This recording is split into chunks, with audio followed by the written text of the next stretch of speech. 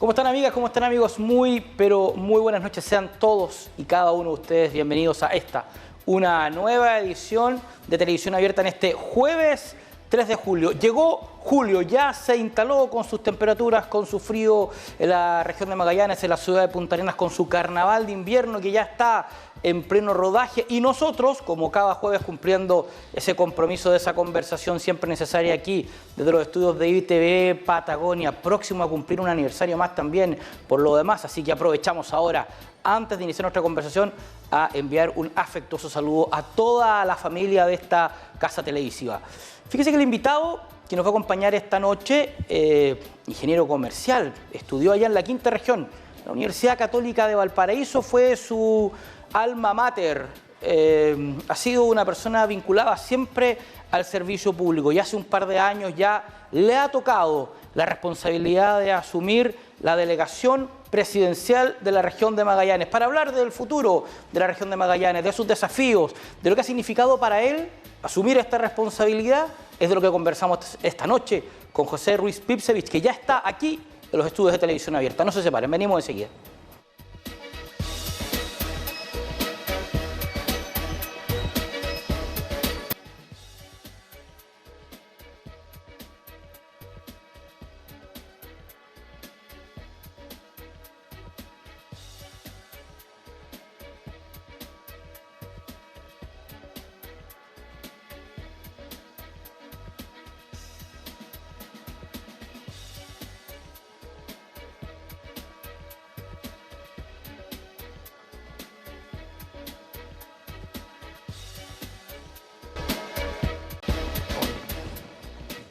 Me pillaron acomodándome, pero me dicen que ya, dirección me dice que ya estamos en el aire. Muchísimas gracias, por supuesto, por seguir en compañía de ITV Patagonia a esta hora de la noche, de este jueves 3, como yo le contaba, de este frío julio magallánico, lluvioso en las últimas horas. Pero bueno, aquí si hay algo que sabemos hacer los magallánicos es siempre adaptarnos a las condiciones climáticas. Y yo se lo decía al inicio del programa, en la presentación, que quien nos acompaña es alguien que precisamente se levanta todos los días trabajando en ver cómo se avanza en el destino de esta región de Magallanes, porque ya nos acompaña en el estudio don José Ruiz. ¿Cómo estás, José? Muchísimas gracias por acompañarnos, muchísimas gracias por tomarte el tiempo de venir a Televisión Abierta. No, muchas gracias, Mauricio, por la invitación y un gusto de hablar de los desafíos de la región en este invierno que tanto también romantizamos y nos gustan los magallánicos y magallánicas, sobre todo esos días despejados pero con bajas temperaturas como las que tuvimos la semana pasada. Para las cuales hay que estar preparado por lo demás también, y sé que ustedes están haciendo algunas cosas en esa materia. Pero quisiera partir la conversación de hoy día haciendo una consulta que tiene que ver con la esencia o la naturalidad de este cargo. Fíjate que, revisando, uno sacaba algunas cuñas anteriores, tu antecesora, Luz Bermúdez, antes de asumir el cargo incluso dijo que ella le parecía que era necesario terminar con el cargo de delegado presidencial, lo ratificó después cuando asumió, y hoy día estamos a 9 meses del término de este gobierno, y la figura todavía está presente. El presidente dijo, vamos a descentralizar sin letra chica. ¿Por qué sigue todavía la figura del delegado presidencial? Yo diría que este gobierno ha descentralizado enormemente políticas públicas, más allá de la permanencia o no de la figura del delegado, que efectivamente en un inicio se había dicho eso, y con el correr también del tiempo se vio que era importante tener un elemento aglutinador, independiente de cómo se llame la figura del gobierno en la región. Pero es una figura que también va traspasando permanentemente competencias a los gobiernos regionales. Por tanto, hay una política del presidente Gabriel Boric de ir descentralizando en cuanto se traspasan competencias con presupuesto correspondiente y también en permanente conversación con Agoreche, la agrupación de los gobiernos regionales. Pero no nos quedamos solamente en el traspaso de competencias. Cuando se habla de descentralización, también lo más importante es la toma de decisiones o el manejo de recursos en las regiones. Se está avanzando en una ley que promueve la autonomía financiera de los gobiernos regionales, y ya se han traspasado recursos que prácticamente son de libre disposición tanto a los gobiernos regionales como a las municipalidades. Quizás lo más emblemático es el royalty de la minería, y yo lo digo que es muy emblemático porque son fondos que no nacen de tributo a las personas, sino que particularmente a grandes empresas mineras que extraen riquezas de nuestro suelo, es un dinero que en el caso de la región de Magallanes son 2.600 millones de pesos que van a 9 de las 10 comunas, las comunas que más depende su presupuesto del Fondo Común Municipal. También se han traspasado importantes competencias, hace muy poco se conformaron el Comité de Desarrollo Productivo Regional. Se traspasan más de 30 programas entre Corfo, Cercotec, con una cuantiosa cantidad de recursos que en lugar de decidirse en Santiago qué sector económico se va a promover o hacer concursabilidad a nivel nacional, donde muchas veces regiones más pequeñas como las nuestras quedan postergadas de la adjudicación de esos recursos, pasan a las regiones y se conforma un comité regional donde va a decidir dónde y cómo colocar esos dineros. Por tanto, cerrando esta idea, acá estamos hablando de un gobierno que ha descentralizado tanto competencias, recursos y permanentemente está pensando en las regiones. O sea que se reestructura un poco esta idea de la eliminación del cargo. De hecho, podríamos también señalar que tampoco aparece dentro de las propuestas de ninguno de los candidatos a la presidencia, por ejemplo, no se ha reanalizado la posibilidad de que el cargo desaparezca. ¿Estaríamos entonces ante la posibilidad de que esto permanezca en el tiempo? Eso dependerá, por cierto, de las autoridades actuales y también el nombre del cargo, las competencias que tenga, pero lo más importante, insisto, que el proceso de descentralización no tiene vuelta atrás y lo más fundamental es también de dotar de mayor autonomía a las regiones y eso implica en la toma de decisiones y manejo de recursos. Un comité de desarrollo productivo significa que gran parte de lo que tiene que ver con el movimiento de pymes y de proyectos locales, como tú bien lo señalas, van a estar radicados en la región. Porque las regiones van teniendo, y usted imagino que lo sabe en su casa, en este Chile largo y extenso, distintas características fundamentales, tienen distintos sellos. Hace poco el gobierno regional se solicita el traspaso, por ejemplo, del turismo, que es un eje central y fundamental que mucha gente pensaba, ¿por qué no darle al turismo una visión más local? ¿Se ha analizado el traspaso de otra competencia a corto plazo? Bueno, hay varias competencias del ámbito del turismo que ya se traspasaron y otras que están por traspasarse. Ahí tiene varias competencias esa área. Y todas las futuras competencias es una discusión que se está dando ahí desde la Subdere, Sexpress, Interior, insisto, con la Asociación de los Gobernadores de Chile. Entonces, es una discusión que, insisto, se da con las autoridades competentes, con los gobernadores del país para ir traspasando competencias bases para todos y algunos gobiernos regionales que están un poco más adelantados o que van solicitando mayores competencias sobre áreas específicas. Entonces, diría que es un proceso muy dialogante y que, a diferencia de como ocurría también durante el gobierno anterior, que se traspasaban competencias sin recursos asociados o sin la necesaria comunicación con los gobiernos regionales. Entonces, esto tiene que ir de la mano, un proceso de descentralización cambia igual la estructura del Estado en muchas materias, por tanto, tiene que ser un proceso paulatino y que vaya en continua discusión con los actores incumbentes. La delegación presidencial, todas las delegaciones presidenciales a nivel nacional dependen del Ministerio del Interior. Y el Ministerio del Interior en los últimos meses, en las últimas semanas, ha sufrido cambio considerable. ¿Cómo se ve desde la región de Magallanes el nacimiento del Ministerio de Seguridad Pública, la instalación hoy día de una Seremi, como el caso de Carla Barrientos, ¿no? ¿Descumplime un poco la función? Sí, por cierto que las labores que nos quedan como Ministerio del Interior, que es muy relevante, es la coordinación, ¿cierto?, de las políticas públicas del gabinete y, por cierto, de otras materias como lo que es migraciones, los pasos fronterizos, pero lo más relevante es la coordinación también de los servicios públicos. El Ministerio de Seguridad nace, y hay que decirlo, se promulga la ley después de casi 20 años. Y ahí el presidente Gabriel Boric tiene una condición particular que hace que este ministerio se pueda aprobar. No parte un proyecto de cero, toma proyectos que se presentaron anteriormente, se fortalece, se robustece, se hace la discusión necesaria del Parlamento y era muy necesario porque en nuestro país la criminalidad está cambiando y el Estado no tenía las suficientes herramientas para hacerle frente. Cuando existen nuevos fenómenos, las capacidades del Estado tienen que estar modernizándose permanentemente. Y muchas veces pasa que instituciones que ven de distintas aristas en la materia de seguridad no dialogaban. Y eso es parte también de un ministerio que va a estar enfocado exclusivamente en esa materia. Acá, a nivel regional, por cierto que tenemos, diría, condiciones que son muchas veces particulares distintas a las de otros sectores del país. No tenemos, por ejemplo, muchos niveles de violencia que se en otros lados, pero sí tenemos particularidades que hay que abordar. Lo primero, diría que donde presentamos tasas más altas es un un tema realmente terrible que es la explotación sexual contra niños, niñas y adolescentes. O muchas veces se ve también la criminalidad o los delitos muy a nivel regional y se deja de lado necesidades necesidades que surgen de las otras comunas, por ejemplo, con la Digeato. En fin, yo creo que este ministerio, y ya fue lo que mandaté a la Seremi Carla Barrientos Hernández, que ya venía trabajando como coordinadora de seguridad pública, es a generar también estas políticas. Ya tengo un comité policial andando permanentemente. De hecho, mañana tenemos otra sesión donde hay que reconocer la coordinación de las distintas instituciones que ha permitido, por ejemplo, el último mes, una incautación no menor de droga que se ha buscado internar en nuestra región. Y cuando se incauta la droga son millones de pesos de una economía ilícita que no entra y sobre todo es consumo que no llega a nuestras poblaciones. El daño que genera en las comunidades, al interior de los jóvenes, fundamentalmente este tipo de situaciones, ¿no? El tema del narcotráfico es un cáncer que ha dañado, que ha continuado dañado y que lamentablemente cada día nos encontramos y nos sorprendemos con que son más y más las toneladas de incautaciones en distintas partes del país. Fíjense que cuando uno habla porque el cargo tiene que ver fundamentalmente con esta lógica de la descentralización. Todo el mundo aplaude de pie la descentralización, todo el mundo quiere esto de la desconcentración administrativa, del traspaso de funciones. Y es un tema que se ha venido trabajando hace mucho tiempo, sobre todo en regiones como la nuestra, que sin lugar a dudas requiere esos niveles de autonomía, pero... Y acá viene el porqué, la lógica de quizás el mantenimiento de un cargo como este. Existen ciertos temas que no pueden quedar ni al arbitrio, ni a las lógicas de los cambios que la política pueda generar.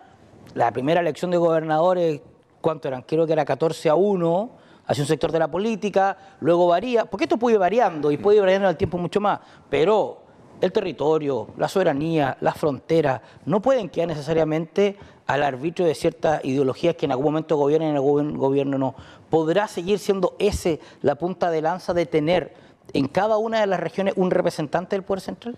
Yo sé algo bien cierto, además de estas instituciones que tienen también un criterio más centralizado, que también fue discusión durante el último año en materia de seguridad, que muchas veces fue discusión sobre las competencias que pueden tener los gobiernos regionales en materia de seguridad. Y nuestro gobierno fue bien claro en determinar que para todo lo que es la cooperación y en materia de prevención y lo que es el apoyo para enfrentar este fenómeno que diría que es de lo más sensible para nuestra gente, muy de acuerdo, la cooperación y la prevención, pero todo lo que involucre, por ejemplo, mandos de las policías, de las Fuerzas Armadas, tiene que haber un criterio centralizado. Y esto no fue una cuestión arbitraria, sino que también se hace un estudio, por ejemplo, de experiencias comparadas en países como muchas veces México, que tenía mucha autonomía, los estados sobre las policías, los resultados no son muy buenos. Entonces, esto tampoco implica una decisión arbitraria, sino que fue una decisión bien discutida a nivel central, y ahí se toma la decisión de que en materia de seguridad, sobre todo las policías, las Fuerzas Armadas, tienen que seguir un mando central. Y por cierto, los gobiernos regionales, con la trascendencia que tienen en las respectivas regiones, tienen también una preocupación, un deber de aportar esto, y se ha abordado en el plano de la prevención.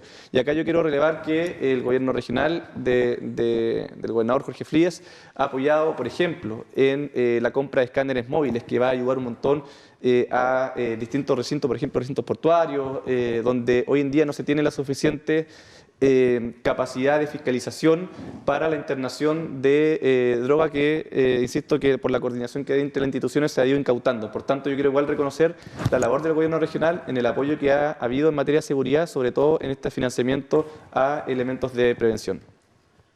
Oye, a ver, siempre existen ciertos conceptos de la política, a los sociólogos les gusta siempre inventar ciertos conceptos que van definiendo ciertas realidades que la sociedad les toca vivir en algún momento, y se habla muchas veces de este concepto, me acuerdo que nació en el gobierno de Lagos, el pato cojo, ¿no? Esto de cuando ya los gobiernos comienzan a preparar lo que tiene que ver con la salida, y eso muchas veces lo va marcando la misma agenda política, ¿no? Tuvimos primarias hace un par de días atrás y la definición de los candidatos presidenciales ya están, por lo menos gran parte de ellos ya en la grilla alargada.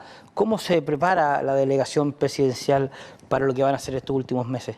Tenemos unos hartos compromisos en las distintas carteras que queremos cumplir. Y he sido bien claro con el gabinete, y esto bien lo ha dicho el presidente, nuestro trabajo es hasta el 11 de marzo del año 2026, indistintamente al resultado de las elecciones presidenciales que se vienen. Tenemos un compromiso con la gente de gobernar hasta el último día, y sobre todo compromisos que el presidente también, por cierto, tenemos que avanzar en su región. Y también otra cosa, que lo conversé con el gabinete. Muchas veces me contaron cuando asumen las autoridades de nuestro gobierno, y no sé si habrá sido también así en procesos anteriores, llegaron prácticamente a un escritorio vacío, donde no había un cambio de mando, por así decirlo, en las respectivas carteras, y eso, por cierto, que no es algo deseable. Yo lo que también mandaté es que, independiente cómo uno asumió el gobierno, tiene que haber un necesario traspaso sobre los proyectos que están avanzando, cuestiones que se han hecho, desafíos que se puedan presentar. Será, por supuesto, materia del gobierno que venga tomar o no las prioridades, tomar o no los proyectos que se van a ejecutar o los que se están ejecutando. Pero es muy importante que las nuevas autoridades sepan del trabajo que se ha venido realizando, sobre todo porque la gente, cuando impulsa algún proyecto, no ve qué gobierno está provisoriamente al mando de la nación, sino que ve una forma de lograr el tan anhelo respuesta a sus necesidades. Por tanto, eso es algo que no vamos a hacer como se recibió el gobierno del presidente Gabriel Boric, e insisto, nuestro compromiso es hasta el último día de gobierno, y ahí podemos conversar también todo lo que se nos viene en estos 8 meses más o menos que van quedando. Porque fíjese que Chile es un país que se precia mucho y nos ponemos siempre muy orgullosos de nuestros ejercicios republicanos, de nuestros procesos electorales, siempre son transparentes, rápidos, nunca dejan mayor duda respecto de cómo se realizan, pero aparte de lo que usted dice también, uno se queda con la sensación de que falta un poco ese ejercicio republicano, sobre todo habiendo un dato sobre la mesa.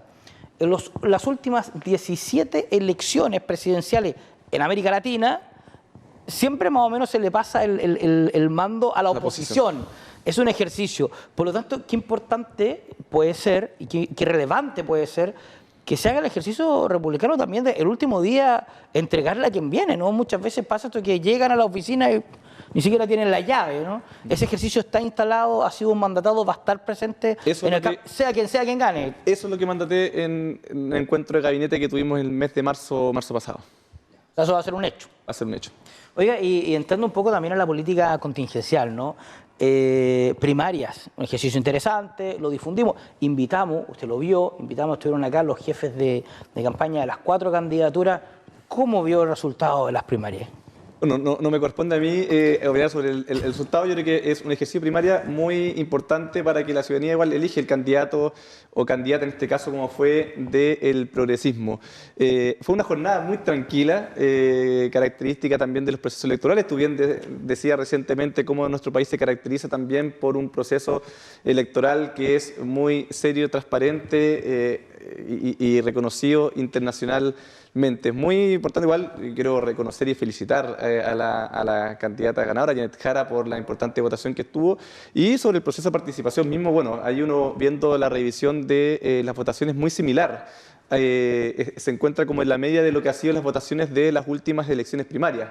Tengo entendido que cuando va la presidenta Michelle Bachelet, cuando gana esa primaria, es la primaria más participativa, posteriormente la que gana el presidente Boric, en este caso la que gana la candidata Janet Jara, y con una votación similar a cuando gana la primaria el presidente Piñera y en su momento el candidato Sebastián Sichel. O sea que volvemos a hacer el mismo concepto. Estamos en la grilla de largada, esto recién se está comenzando a definir, y por supuesto que el país dio un ejercicio cívico muy importante el domingo pasado, por lo menos lo que fue la centroizquierda. Dentro de las varias funciones que ustedes cumplen, una quizás que en algún momento aparecía como muy significativa, que representaba mucho para la comunidad, tenía que ver también con la instalación de los gobiernos en terreno, ese trabajo de llevar los servicios públicos hasta el territorio, compartir con los vecinos. Quisiera hacer una pregunta, ¿se ha reflexionado respecto de si esa política pública, esa gestión sigue teniendo el mismo efecto que tuvo en algún momento? ¿Hoy día se ha venido diluyendo? ¿Es necesario replanteársela quizás de otra forma? Se sigue implementando y estamos yendo mucho a las juntas de vecinos. Es un trabajo, también tengo una mesa en la delegación presidencial donde ahí permanentemente se está haciendo un trabajo de avanzada sobre los lugares a donde ir, donde tradicionalmente no se llega, y conversar con la gente del sector para saber también qué servicio hay que priorizar para ir. Por tanto, igual hay gobiernos en terreno que son temáticos de acuerdo a las necesidades del lugar donde vamos. Y eso es muy importante, los gobiernos en terreno, para la gente que está viendo y no conoce, básicamente es una plaza donde se conjugan distintos servicios públicos y la gente puede abordar mucho más en un lugar reducido. Muchas veces pasa que uno va a hacer un trámite a un lugar, no era el donde tenía que ser, lo mandan para el frente y termina perdiendo toda la mañana, un día completo en trámite y no logra dar soluciones. Los gobiernos terrenos se concentran en un lugar, distintos servicios públicos, y yo la verdad quiero agradecer siempre a las instituciones que están presentes y a quienes colaboran en toda la organización.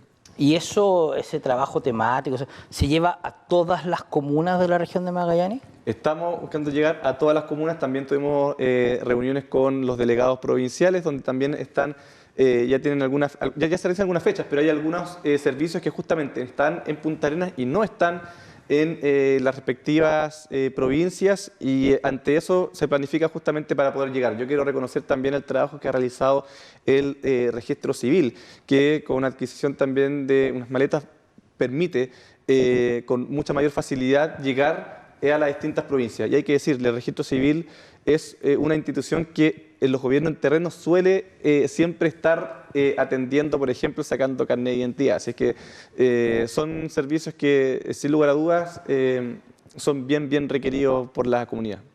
Lo hemos conversado también con otras autoridades que nos han acompañado y que tienen también esa responsabilidad, esa obligación de que el Estado de Chile esté presente en todo el territorio. ¿La conectividad, la distancia, la lejanía son los principales desafíos hoy día?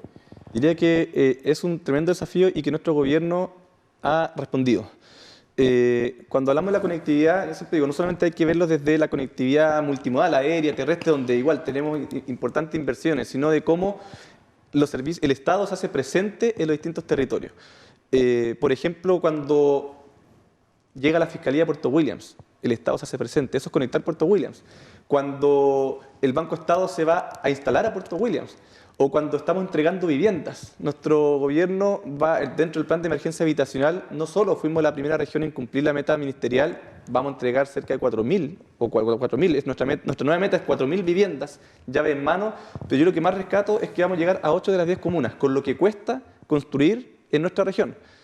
Más de 10 años tuvo el exalcalde Blagomir Vistiro en Primavera buscando sacar su proyecto habitacional adelante. Lo logró con este gobierno. 49 casas en Cerro Sombrero. Se entregaron, se empezaron, se construyeron y se entregaron 10 viviendas en Cerro Castillo. Vamos a dejar primera piedra en 30 viviendas en Pampa Guanaco, 39 en Punta Delgada. Entonces, así también descentralizamos. Y son políticas públicas que, sin lugar a dudas, reconoce la soberanía de nuestra gente, que hace patria en esos lugares, en los centros comunitarios de protección y cuidado. Nos dicen por qué pusieron en Torres del Paine cuando hay 1 o 2 personas que pueden ser atendidas. Bueno, porque el Estado tiene que estar ahí también. Para 1, para 2, para los que sean. Para los que sean. Y eso es reconocer la soberanía, insisto, de nuestros compatriotas que están en esos lugares, y marca también, y eso también es conectividad. Ahora también, hablando de la conectividad, también desde la parte de infraestructura, tenemos importantes proyectos en los 4 aeropuertos y aeródromos de las capitales provinciales. En Carlos Ibáñez del Campo, la ciudad de Punta Arenas, 39.000 millones de pesos. Se viene la ampliación del terminal aéreo, que pueden ser 72.000 millones más. Se viene también una importante inversión en el aeropuerto de Puerto Natales. Ya han habido obras de mantenimiento, cerca de los 10.000 millones de pesos, pero se viene otra de 90.000 en Porvenir. 30.000 millones más, y en Puerto William también. Por tanto, hay inversión en conectividad, y esto no es tampoco que se defina porque hay que hacerlo, sino que hay que enfrentar los desafíos que tiene nuestra región a futuro. Infraestructura portuaria. El Estrecho Magallanes, con lo que está sucediendo en el Canal de Panamá, ha recobrado mucho más su sentido estratégico.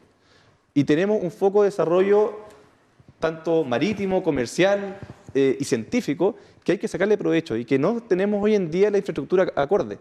Nuestro gobierno hicimos la gestión ante el Ministerio de Hacienda para lograr la garantía para que la empresa portuaria austral pueda invertir cerca de 60 millones de dólares para terminar el muelle fiscal en Mardones.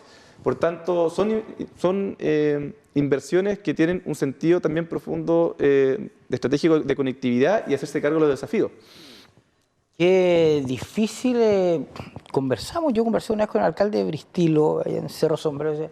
Me pongo un pie afuera de la alcaldía y ya estoy en terreno de NAP. Es muy complicado era para el municipio poder gestionar proyectos públicos, porque efectivamente eso pensaba con una lógica más visibilizada en lo que es la Empresa Nacional del Petróleo. Habla de proyectos de inversión de varios millones de dólares. Estos son proyectos de inversión de larga data, porque también acá tiene que haber una visión de Estado más que una visión de gobierno. Siempre se habla cuando se va de un gobierno a otro, sí, pero están cortando la cinta de lo que puso el anterior.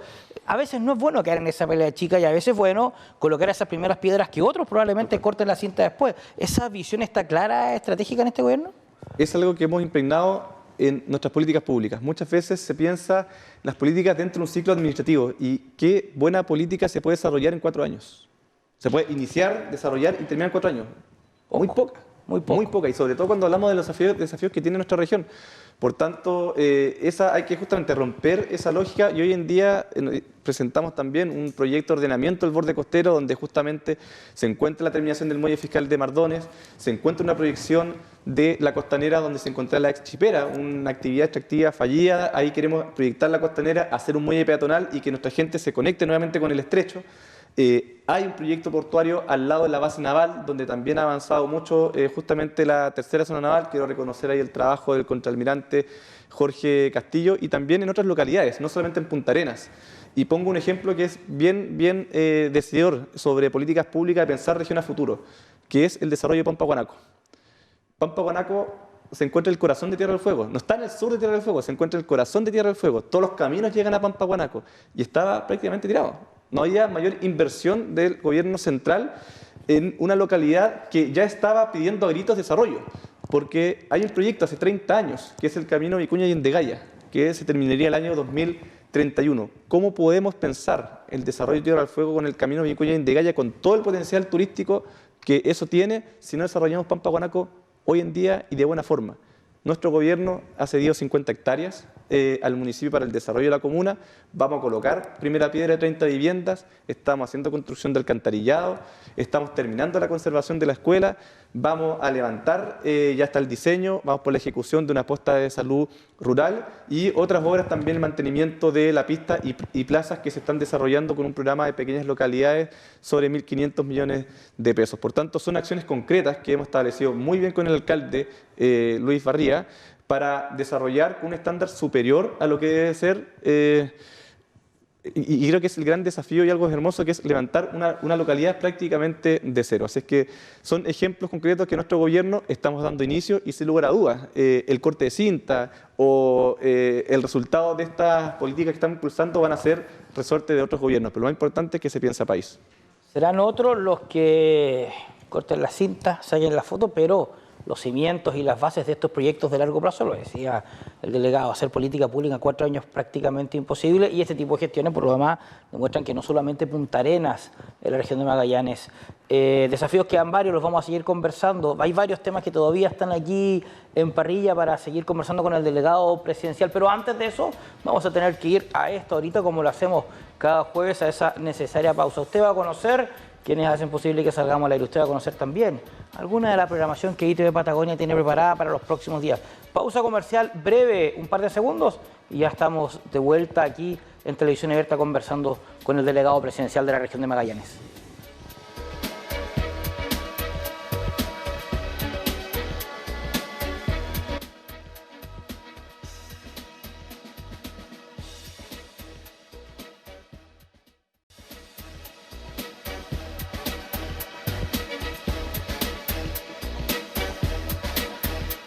Bien, pues ahí estaba nuestra primera y única pausa comercial, la que separa los dos bloques de este programa que llega cada jueves, caída ya la noche, hasta la tranquilidad de sus hogares con esa conversación, con esos temas que enriquecen el debate. No podemos conversar, no podemos debatir si no estamos informados, si no sabemos qué es lo que está pasando con la realidad de la región de Magallanes y Antártica chilena, y para eso esta noche ha tenido la gentileza de acompañarnos el delegado presidencial. Delegado, otra de las funciones, usted es el representante del presidente de la República de la región de Magallanes, es también en alguna medida planificar, coordinar las visitas presidenciales del mandatario, visitas que por lo menos en la región de Magallanes han tenido en los últimos años un sentido especial, ¿no? El presidente es un habitante de la región de Magallanes, pero la última estuvo un poco complicada, ¿no? La última se tuvo que realizar, pese a que venía una actividad internacional, en medio de un paro de los profesores que se realizó durante el mes de marzo, extenso, complejo. ¿Cómo se vivieron esos días con con la marcha, con la protesta, con la cacerola en medio de este ajetreo presidencial? No, el presidente vino también el presidente del Banco Interamericano de Desarrollo, el ministro Marcel, a un importante foro de inversionistas del Banco Interamericano, y donde muestra justamente el potencial que tiene nuestra región. Justamente, coincidentemente por esos días, había una manifestación de profesores porque solicitan un incremento de las remuneraciones, donde estuvimos permanentemente en diálogo, conversación y negociaciones. Yo creo que desde el primer día hubo mesas de negociación, jamás se negó el diálogo, y hubo propuestas también sobre la mesa. Por tanto, es parte también de las funciones que nos tocan como gobierno, enfrentar esas situaciones, pero sobre todo yo quiero resaltar que siempre el diálogo estuvo sobre la mesa y con propuestas, con, por supuesto, dinero de por medio, para poder implementarla. Lo que fuimos siempre muy claros, que el incremento de las remuneraciones no era como ocurría anteriormente con las corporaciones municipales, que había negociaciones colectivas, sino que al ser funcionarios públicos pasan por el reajuste del sector público, y esto necesariamente por la ley de presupuesto. Por tanto, no era viable un incremento de ese tipo en una negociación o en un momento como ese. Pues, eso es como un poco la reflexión que se hace, ¿no? Más allá del monto del reajuste, más allá de las condiciones del reajuste, el momento, dado calendario presupuestario nacional, no correspondía. Eso era un poco lo que se Porque hacer entabló. funcionarios públicos se pasan por el reajuste del sector público. Por tanto, ya no es una negociación colectiva, bilateral, como ocurría anteriormente con las corporaciones municipales. Y sí, nos abocamos en las propuestas que abordan un poco más de 1.900 millones de pesos en ciertas características y condiciones laborales que se reconocían que estaban en falencia. Pero yo quiero acá hacer también una distinción. Cuando cuando se hace el traspaso a los servicios locales de educación pública, estamos claros de que había un abandono de décadas, por ejemplo, en inversión en infraestructura de los establecimientos educacionales. Pongo un ejemplo: la escuela Elba Ojeda Gómez de Río Seco la recibimos con riesgo de incendio, que meses se llevaba, incluso hasta con un informe de bomberos, y no había habido intervención en su momento del municipio de Punta Arenas. Lo primero que realizamos es priorizar y destinar los fondos de emergencia para hacer el recambio de la conectividad eléctrica, sobre 500 millones de pesos, y se logra de inmediato. Hay una cartera de proyectos sobre 10.000 y que se están ejecutando, varios de ellos, 10.000, 12.000 millones de pesos en infraestructura para los establecimientos. Hace muy poco estuvimos en la escuela Paul Harris, con una inversión de todo el recambio de las ventanas, de las puertas, portones, sobre 220 millones de pesos, donde permite mejor aislamiento y calefacción, sobre todo en estos meses de invierno. Por tanto, sabemos muy claramente que eso es insuficiente, insisto, para los años que se tenía abandonado o con falta de inversión en estos establecimientos. Pero quiero decir de que nuestro gobierno, y acá lo digo igual muy claramente, con un apoyo gigantesco del gobierno regional, se han logrado sacar adelante proyectos que se van a complementar con los que están incorporados al plan de zonas extremas, para generar, insisto, diría que una inversión altísima, no sabría decir histórica, desconozco cuánto habrá sido antes, pero realmente altísima en educación. Insisto, sabemos que los desafíos siguen mucho a futuro, pero no podemos resolver en 2 años lo que no se realizó en más de 10. Y más allá de este arqueo, ¿no? Que dice, mire, al parecer, ¿no? Esto es una caja Pandora harto más compleja de asumir cuando ya se tenía en las manos, ¿no? Cuando se hace este traspaso del Servicio Local de Educación. La reflexión respecto al funcionamiento del SLEP, ¿cómo lo ha visto? Y ojo, y el traspaso también se debe por una situación que muchas veces se olvida, bien crítica, de cómo fueron los últimos años la corporación municipal. A los profesores no se les pagaba el sueldo. El último año se le pagaban sueldos parcelados y se le debía muchos meses de previsión. Antes no se pagaban los sueldos, y eso es algo mínimo, porque uno no se puede apreciar y decir, oye, estoy pagando los sueldos bien, no, porque eso es un mínimo. Y ese mínimo antes no estaba ocurriendo. Y si es que no se traspasaba, el efecto iba a ser mucho más devastador. De los 72.000 millones de pesos que a nivel nacional es el déficit del traspaso de los SLEP, 24.000, 22.000, un tercio, provienen de Magallanes. Esa es la brecha que está cubriendo producto también de las malas administraciones municipales anteriores. Y ha sido el paso del SLEP también otra reestructuración que el Estado venía haciendo, junto con lo conversábamos hace un rato, el Ministerio de Seguridad Pública. O sea, se mueve esto, ¿no? El Estado es un organismo vivo que va traspasando competencias, se va moviendo. Justamente. Y esto va generando un impacto, sin lugar a dudas, en la vida de los ciudadanos. Y algo que debiese, yo creo que sí, tengo la esperanza que sí, que debiese generar impacto en los habitantes de la región de Magallanes y que ha marcado las portadas de los medios locales en los últimos días y la va a seguir marcando, sin lugar a dudas, este plan de zonas extremas que hace un par de días tuvo la votación unánime del Consejo Regional, 1.4 billones de pesos que deberían venir a cambiar la vida de los magallánicos. Y un punto importante, porque la gente tiene que saberlo, si bien esto lo ve el gobernador, lo vota el Consejo Regional, un porcentaje muy importante va también a las carteras que pasan por la delegación presidencial. Hay recursos sectoriales en esto, ¿no? Un poquito 1.4 billones, 1.4 son los fondos sectoriales. Yo quiero un poquito más atrás. Esto fue un compromiso del presidente, que nace de una muy buena evaluación que existe, no que la haga el presidente, sino que una política pública que se evaluó muy bien, que es el plan de zonas extremas impulsado por la presidenta Michelle Bachelet. Que el presidente dice, en lugar de que sea un plan donde año a año se ve el presupuesto, dice hay que hacer una política permanente y garantizar inversiones a 10 años. Esto es sumamente relevante porque el plan de zonas extremas, más allá de la alta inversión, lo que implica es un cambio de metodología en la evaluación de los proyectos. En términos simples, muchas veces se hace una evaluación. ¿Cuánta gente vive acá? Entonces, ¿cómo puedo generar una inversión, no sé, de 40.000, 50.000 millones de pesos si que acá viven 150 personas? Uno diría, oye, esos 50.000 millones de pesos los coloco en la capital regional o en otra ciudad donde habite mucho más gente y sea más gente beneficiada. Pero hablamos un poco antes, la presencia del Estado en estas localidades extremas. Si el presidente y esta política reconoce esa zona de aislamiento y dice hay que cambiar la metodología para que podamos llegar, por ejemplo, con servicios básicos a Villa Tehuelche, como se llevó con la electricidad en el plan de zona extrema 1 a Cerro Castillo, que de otra forma esos proyectos tan anhelados no se pueden llevar a cabo.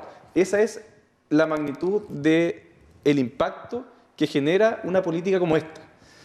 Y en términos de montos, prácticamente se va a cuadriplicar lo que fue el plan de zonas extremas 1. Ahí hay que decir, el Consejo Regional aprobó una enorme cartera de proyectos, una cartera de proyectos de 2,4 billones. Una cosa es la cartera de proyectos y otra cosa es el marco presupuestario, porque ¿cuál fue el acuerdo que se llegó en esta vuelta con el PETSE? Es tener una cartera flexible.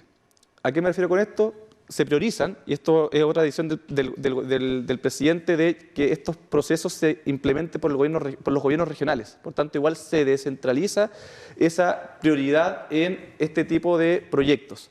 Entonces tenemos 1,4 billones, que es lo que bien mencionabas tú al inicio, que son fondos sectoriales de los ministerios, fundamentalmente obras públicas, donde con el Ceremi José Luis Hernández nos pegamos la vuelta con el ministerio para lograr garantizar y que el ministerio timbre proyectos importantes en los próximos 10 años que estén garantizados el financiamiento. Es un financiamiento que está totalmente garantizado y hay otros 200.000 millones de pesos más que son más de priorización de los gobiernos regionales. ¿Y cuál es la gracia cuando hace una cartera flexible? Es que muchas veces, si un proyecto por X motivo no da la factibilidad y se termina cayendo, no se reduce el presupuesto, sino que entra otro proyecto que está en esta cartera y entra en la priorización. Y eso, por cierto, lo van a llevar los gobiernos regionales, y eso está muy bien, es una decisión del presidente para descentralizar aún más esta política pública. Cuando se habla de este cambio de lógica para el momento o el cambio de lógica en la forma de evaluar los proyectos, fíjese que no es un tema menor. Lo habíamos conversado en pausa, teníamos la duda. Porque fíjese que cuando se presenta un proyecto, cuando ese proyecto se analiza, cuando ese proyecto se ve la factibilidad, es decir, qué tan real es que hagamos esto, siempre era costo-beneficio. Esa era la lógica inicial. Hoy día hablamos de costo-eficiencia. ¿Era así o no? Claro, sí, ahí está la metodología Ahí está pero como... eso permite, disculpe, delegado, y lo clarificamos, porque en la tarde lo estuvimos investigando esto. ¿Podemos hoy día hacer un jardín? Eficiencia por costo-beneficio, sí, eso es el costo-beneficio el que sucede, sí. Hoy día podemos hacer un jardín en una comunidad de 2 niños. Cosa que antes, bajo la lógica economicista, se sacaba el cálculo del per cápita, decía, pero ¿cómo voy a ir a hacer un jardín donde hay 2 niños? Hoy día se puede. Hoy día se puede y están. Ahí en Laguna Blanca, por ejemplo, está el proyecto para impulsar un jardín ahí. Así es que eso es lo que tú mencionas. Esa es la magnitud del impacto que genera una política como esta, porque muchas veces nos quedamos en el monto. Nos quedamos en el monte, pero lo importante de la política permanente zona extremas es esta metodología que permite llegar grandes proyectos a localidades. ¿Y cuál es la gracia también que se llegó a un acuerdo que, insisto, fue flexible tanto la cartera? Es que el marco presupuestario también es incrementable con negociaciones a futuro con el Ministerio de Hacienda o que los gobiernos regionales también pongan fondos propios para fortalecer o si de repente falta alguna colita, algún proyecto, generar ese suplemento y que ese proyecto tan importante pueda tener un buen término. Así que son parte también de los compromisos y acuerdos que se llegaron durante este tiempo. Son 106 proyectos. Varios de ellos van a pasar, insistimos, por alguna de las carteras que se lideran desde la delegación. ¿Alguno que considera particularmente importante? Bueno, yo diría que particularmente lo de los servicios básicos. Ya. La electrificación a Villa Tehuelche, el gas natural a Cerro Castillo, son esos proyectos que este plan de zonas extremas tiene que reconocer porque son los proyectos que de otra forma, por ejemplo, no se pueden llevar a cabo.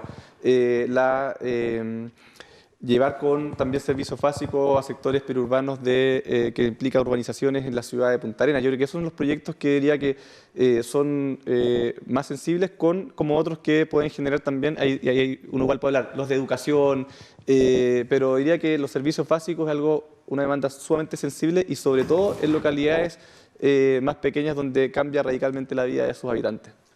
Hay una billetera grande hoy día que piensa la inversión con otra lógica. Se construye, se hace infraestructura, se llevan servicios básicos lugares donde no había, se pavimentan caminos que no existían. Tengo entendido que el de los huertos familiares de Puerto Natales va a ser uno de los primeros que estaban. Pero también eso significa que hay gente que está detrás de esto y que hay gente que va a estar poniendo la mano de obra, que está haciendo el trabajo. 2.000 empleos el primer año. Y esto viene a contrastar un poco con cifras de desempleo un poco preocupantes, sobre todo para el país, ¿no? Cerca de un 9,8% de desempleo. ¿Va a incidir esto radicalmente? Hace un par de horas atrás estaba muy contenta la serie de mi trabajo y Jessica Bengoa. ¿Se va a poner más contenta entonces ahora con esto? Sí, bueno, acá en la región un poquito más del 6% y claro, uno se mide la tasa de desempleo respecto también al trimestre del año anterior, que en este caso bajó un punto porcentual.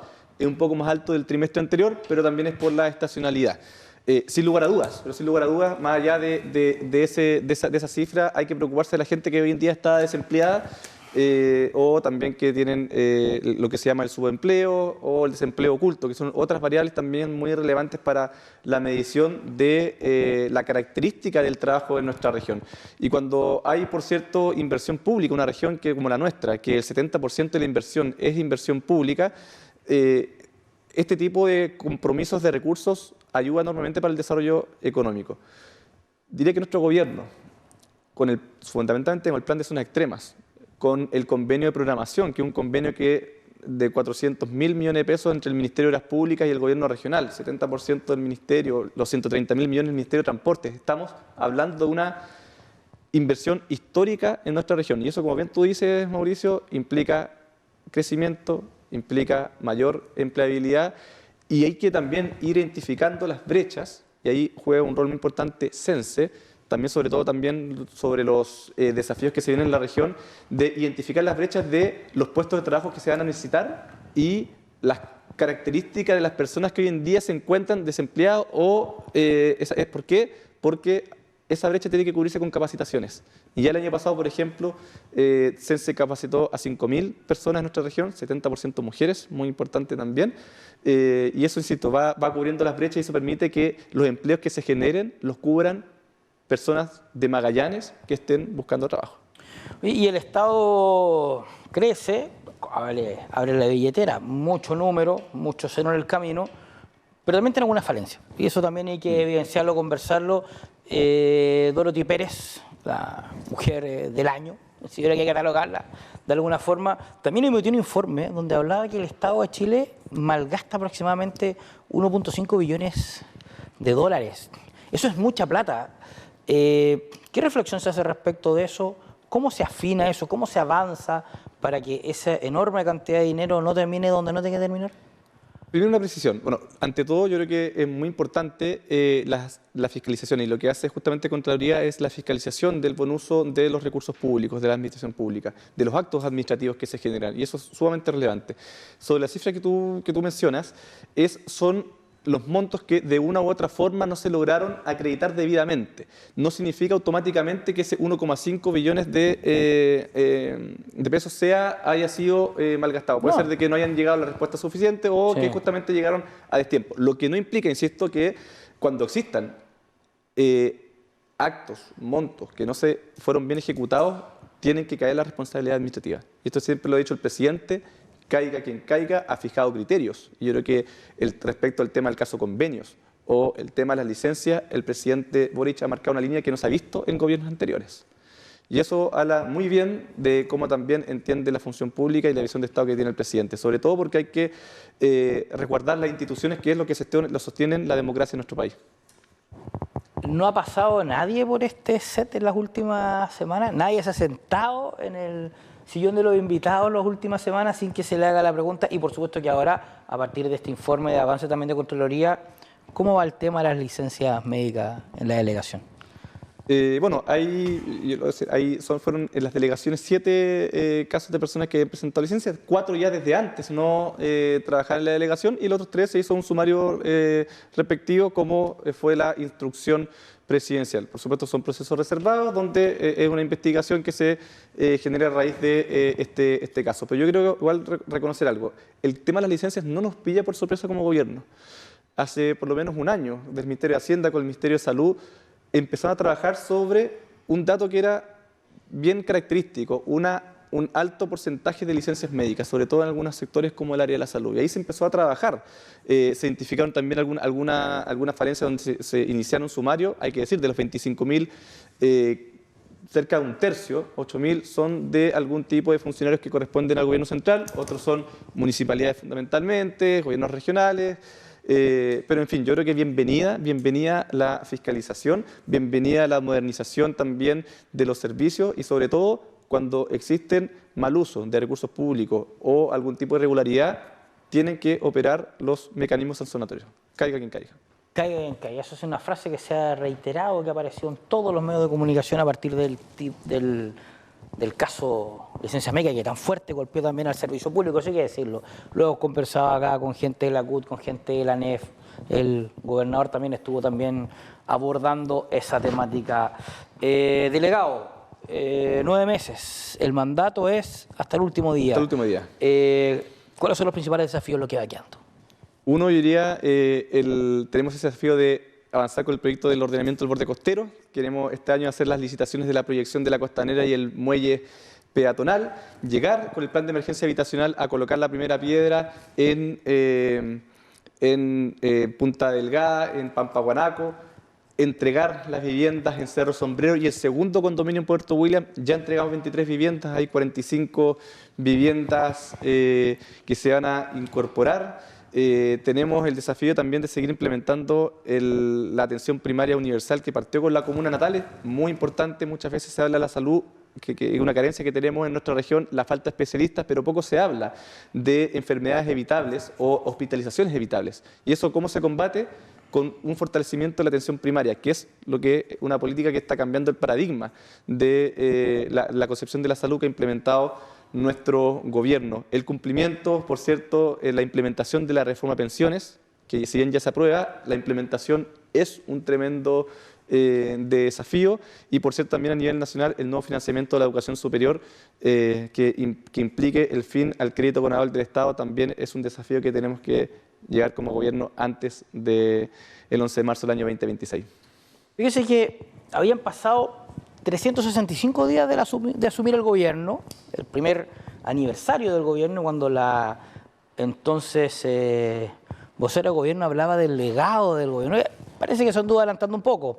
La perspectiva histórica señala que para hacer un juicio respecto de lo que deja o no deja un gobierno, tienen que pasar varias páginas del libro de la historia. Pero hoy día podríamos hablar ya de algo que pudiésemos pensar que pudiese establecerse como el legado del gobierno del presidente Boric. ¿En la región? Por supuesto, Magallanes. Yo diría que, bueno, yo comparto que el legado por lo general sucede después, pero diría que el plan de zonas extremas, eso es una política pública que cambia la cara a la región. Todo lo que vamos a generar también infraestructura portuaria, que es, o más que portuaria, la infraestructura habilitante que permita el desarrollo de industria acá en nuestra región. Y quiero ejemplificar también con lo que es este proyecto de ordenamiento del borde costero, porque es un proyecto que iniciamos nosotros, pero que para su ejecución, por lo menos 2 o 3 gobiernos más. Y esperamos, insisto, que el gobierno que venga tome el testimonio, entendiendo de que son esas formas las que tenemos de lograr el anhelado desarrollo en nuestra región. Y en términos también de buena ejecución de política del plan de emergencia habitacional, igual quiero destacar que ha sido tremendamente relevante, porque, insisto, cambia mucho la vida de una persona cuando tiene su casa propia. Le queremos agradecer muy afectuosamente que nos haya acompañado, que se haya tomado el tiempo de venir hasta el set de Televisión Abierta a compartir un poco cuáles son los principales desafíos de la región de Magallanes para el tiempo que le va quedando de mandato a este gobierno. Y cumplimos como lo hacemos cada jueves por la noche. Fíjese que local 247 y 239. ¿Sabe de qué le hablo? Del lugar donde usted puede encontrar en zona austral a nuestra amiga Norma Fariña y a su equipo de trabajo en Entrepágina, que cada jueves nos permiten esto, llegar hasta cada uno de nuestros invitados con este regalo.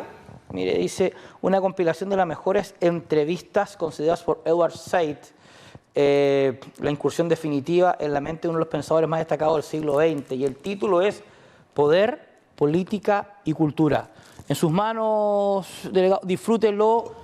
Se viene el invierno, un buen momento para leer, y le agradecemos, por supuesto, a nuestros amigos de Entrepágina. Oye, muchas gracias por el presente. Soy un buen lector. De hecho, ahora me estoy terminando el primer tomo de la historia del trabajo y los trabajadores de Magallanes, que una tremenda obra de Manuel Rodríguez Uría, a quien le mando un afectuoso saludo, que hizo un enorme trabajo, 3 tomos de la historia del trabajo y los trabajadores de Magallanes. Así que agradezco mucho este presente, porque me gusta mucho leer allí, es lo que hago también en las noches al llegar del trabajo. Entonces, cuando termine ese hermoso trabajo, sin duda, que tiene que haber hecho nuestro amigo Manuel Rodríguez, ahí tiene para continuar leyendo. Le reitero, en el local 247 y en el local 39 de Zona Austral, ahí está Entrepáginas.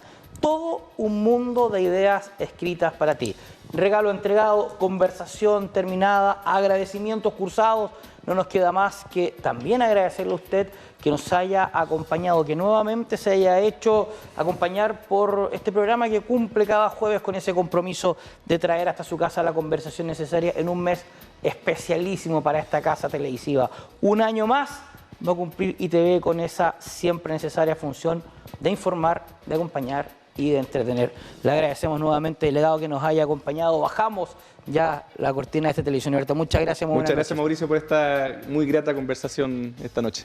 Así es, terminamos de esta forma una edición más de Televisión Abierta. Quédese usted en la compañía de todos los programas de ITV Patagonia. Nosotros, en 7 días más, cuando la conversación así lo determine, estaremos aquí en el set de Televisión Abierta. Gracias por acompañarnos una vez más. Muchas gracias. Muy buenas noches.